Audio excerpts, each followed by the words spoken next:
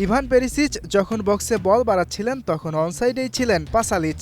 তবুও কেন বাতিল করা হলো ক্রোয়েশিয়ার গোল? পেরিসিচের থেকে পাসালিচের কাছে বল আসার মাঝপথেই ইগোর মাথানোভিচের মাথাতে বল লাগে।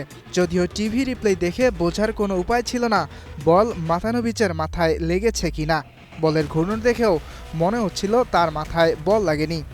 তবে এবার বলের মধ্যে লাগানো হয়েছে সেন্সর, যা প্রতি সেকেন্ডেই 500টি পর্যন্ত ডাটা রেকর্ড করতে পারে। সেই সেন্সরের মাধ্যমে রেফারি দেখেছেন বল যখন মাথানোভিচের মাথার কাছে আসে তখন কিছুটা দিক পরিবর্তন হয়েছে, যদিও তা খালি চোখে দেখা যায়নি, আর এ কারণেই বাতিল করা হয় গোল। ভিআরের সিদ্ধান্ত মেনে নিতে পারেননি ক্রোয়েশিয়ার সমর্থকরা। ক্ষিপ্ত হয়ে দিতে শুরু করেন দুয়োধ্বনি, মাঠে বোতলও নিক্ষেপ করতে শুরু করেন। ম্যাচ শেষে রেফারিং নিয়ে অসন্তুষ্ট প্রকাশ করেছেন ক্রোয়েশিয়ার কোচ জালাতকো দালিচ। তার মতে রেফারির এসব সিদ্ধান্ত ফুটবলের সৌন্দর্য নষ্ট করে দিচ্ছে। নিজের পক্ষে রায় পেয়ে খুশি পর্তুগাল কোচ রবার্তো মার্তিনেস। তার মতে যথার্থই ছিল রেফারির সিদ্ধান্ত। ইয়াসির আরাফাত সবুজ, স্টার প্লে।